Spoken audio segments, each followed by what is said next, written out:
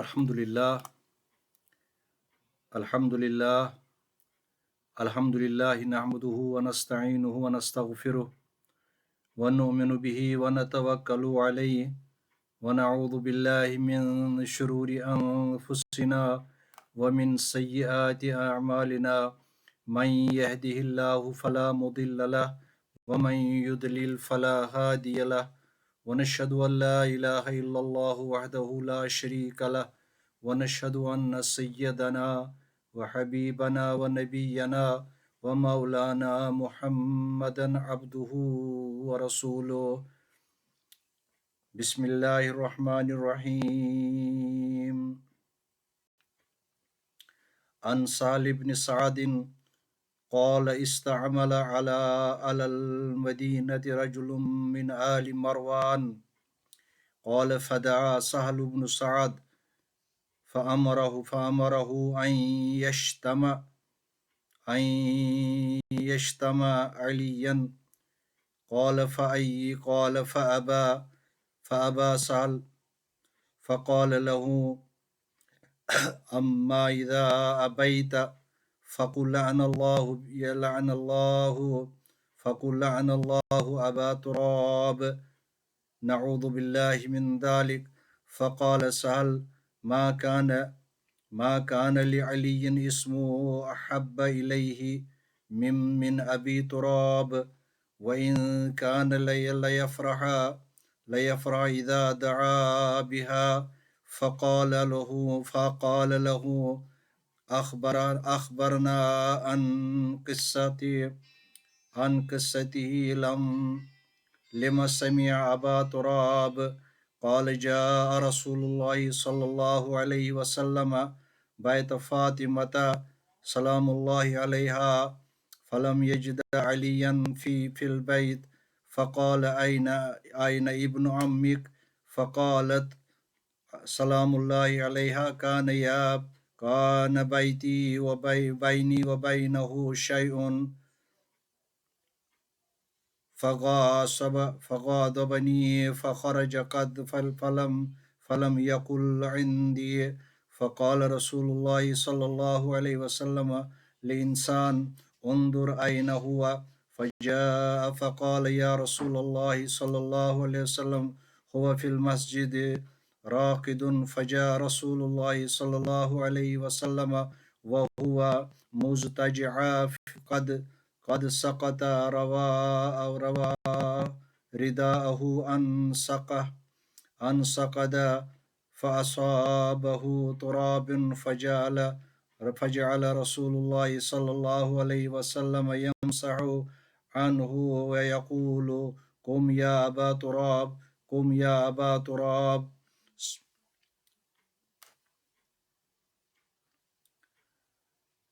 صحیح امام مسلم نے اپنی صحیح میں یہ حدیث لایا ہے اور حدیث مبارک تعداد کے اعتبار سے یہ 6229 حدیث ہے۔ اس کے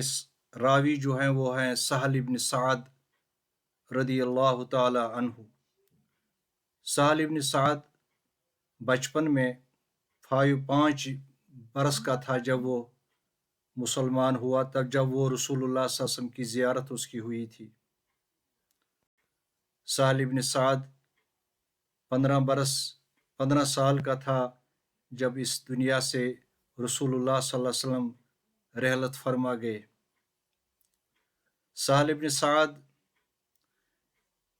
یہ آخری صحابہ میں سے جو مدینہ میں 91 ہجری میں یہ فوت ہوا اور اس وقت اس کی عمر 96 برس تھی۔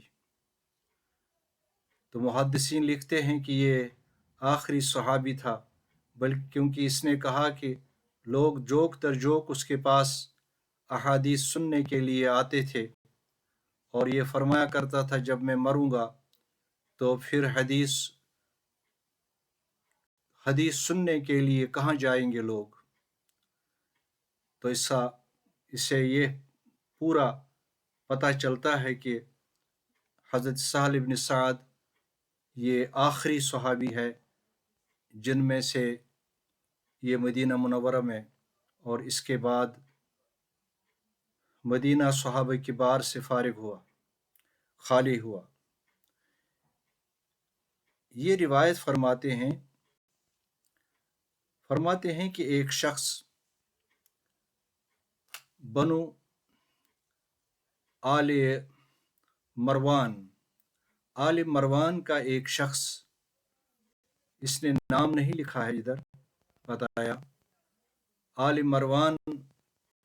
چونکہ مروان کے 17 بیٹے تھے اور یہ وہی مروان ہے جس پر لعنت کی تھی رسول اللہ صلی اللہ علیہ وسلم اور مدینہ سے اس کو نکال دیا تھا۔ بدنصیبی یہ ہے کہ مروان بن حکم، یہ 2 باپ بیٹے تھے۔ حضرت عثمان غنی رضی اللہ عنہ نے جب امارت سنبھالی، امیر المومنین بنے، تو وہ ان کے رشتہ دار تھے، تو اس نے کہا کہ میں نے ان سے معاف کیا، بلکہ حضرت عثمان نے کہا کہ میں نے رسول اللہ صلی اللہ علیہ وسلم سے گزارش کی تھی واپس لانے کی، مگر انہوں نے فرمایا صبر کرو، ٹائم آفٹر سم ٹائم۔ لیکن اس روایت میں اور اس بیان کرنے میں حضرت عثمان اکیلے ہیں، اس وجہ سے محدثین نے اس واقعہ کو زیادہ روایت جو ہے ہمارے راوی انہوں نے روایت نہیں کیا ہے۔ بہرحال بدنصیب یہ تھی کہ مروان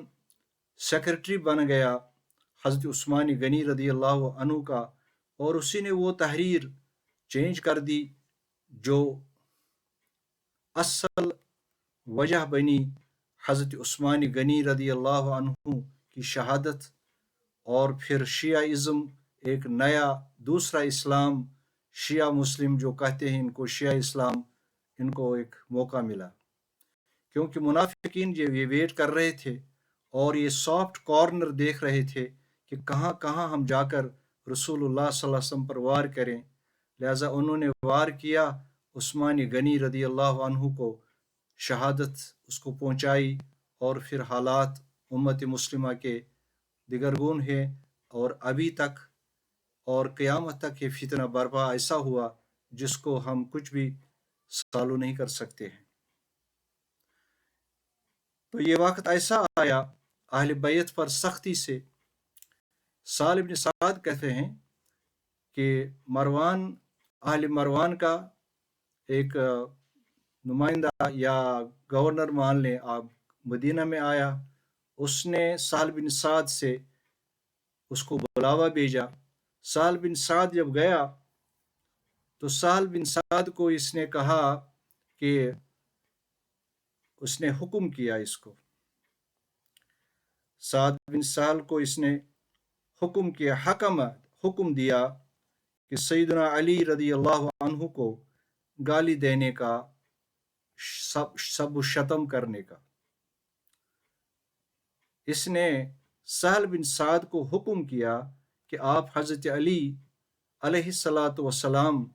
کو سب و شتم کریں۔ آپ نے انکار کیا، سہل بن سعد نے انکار کیا، اور پھر عالم مروان کے اس شخص نے کہا، اس نے کہا اگر تو گالی نہیں دیتا، ان سے انکار کرتا ہے، تو پھر کہو لعنت ہو، اللہ کی لعنت ہو، نعوذ باللہ نعوذ باللہ نعوذ باللہ علی ابن ابی طالب پر، کہو لعنت ہو ابو تراب پر۔ اگر آپ علی بن ابی طالب کا نام نہیں لیں گے تو آپ کہو کہ لعنت ہو، اللہ کی لعنت ہو ابو تراب پر۔ سہل بن سعد نے جب یہ سنا، اس نے کہا یہ نام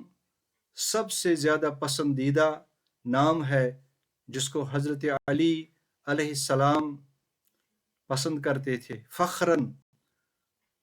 کیونکہ ان کو یہ خطاب، یہ نام دیا تھا رسول اللہ صلی اللہ علیہ وآلہ وسلم نے۔ تو اس پر آل مروان کا یہ جو زندیق تھا، یہ ظالم تھا، اس نے کہا مجھے بتاؤ اس کی سٹوری کیا ہے، یہ ابو تراب جو ہے یہ کیسے نام پڑ گیا علی مرتضیٰ کرم اللہ تعالی وجہ کا۔ پھر اس نے فرمایا، سہل بن سعد نے روایت کی اور کہانی سنائی، فرمایا کہ ایک بار رسول اللہ صلی اللہ علیہ وآلہ وسلم حضرت فاطمہ سلام اللہ علیہا کے گھر تشریف لائے۔ جب اپنی بیٹی کے گھر تشریف لائے تو وہاں حضرت فاطمہ کو تھوڑا سا مغموم دیکھا، اپسیٹ دیکھا، اور دوسری بات یہ ہے کہ اس نے علی کو وہاں نہیں دیکھا۔ اور جب وہ آئے تو آپ نے فرمایا، رسول اللہ صلی اللہ علیہ وآلہ وسلم نے فرمایا کہ علی کہاں ہے؟ تو فاطمہ رضی اللہ عنہا سلام اللہ علیہا اس نے وہ تھوڑا سا خفا تھی اور اس نے کہا کہ یا رسول اللہ صلی اللہ علیہ وسلم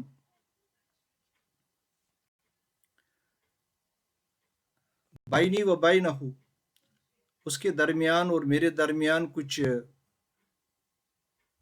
کلام جو ہے نا ہوا ہے جس سے وہ ناراض ہو گئے اور وہ چلے گئے۔ فرمایا آپ صلی اللہ علیہ وسلم نے پوچھا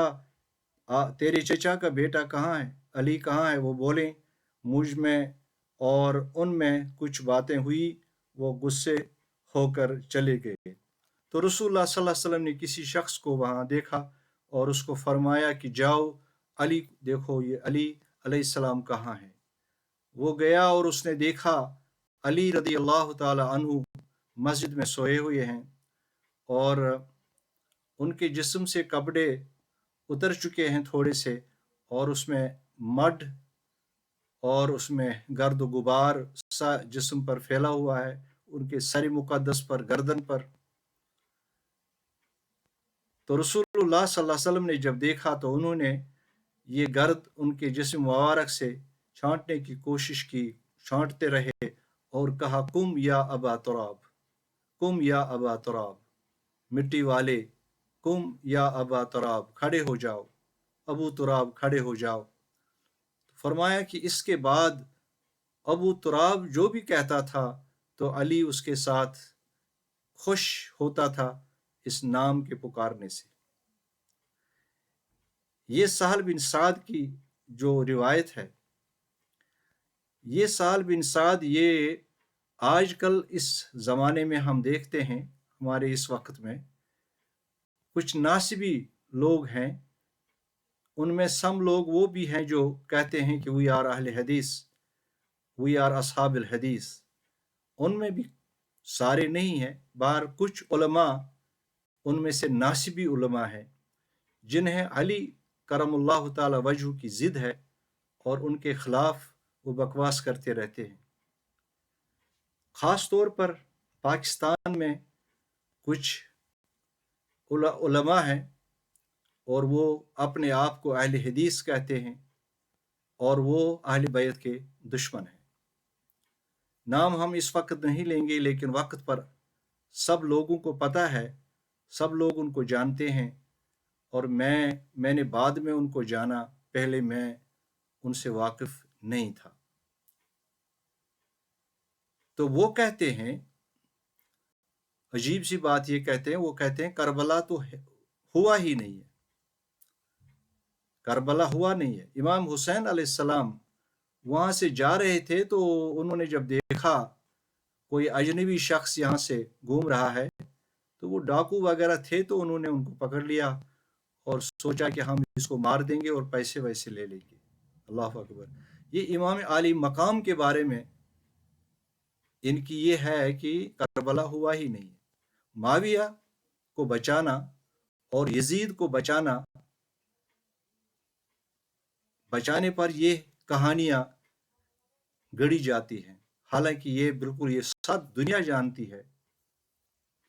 ساری دنیا جانتی، تمام محدثین نے ان واقعات کو لایا ہے۔ تو سہل بن سعد جس کی بات کر رہا ہوں، سہل بن سعد نے کہا یہ وہ شخص تھا جو کربلا کے بعد اہل بیت سے ملاقات ہوا۔ اس نے کہا مجھے بیت المقدس جانا تھا، بزنس ٹرپ پر مجھے جانا تھا بیت المقدس۔ تو میں شام میں جب ٹھہرا دمشق میں، تو وہاں میں نے دیکھا ہے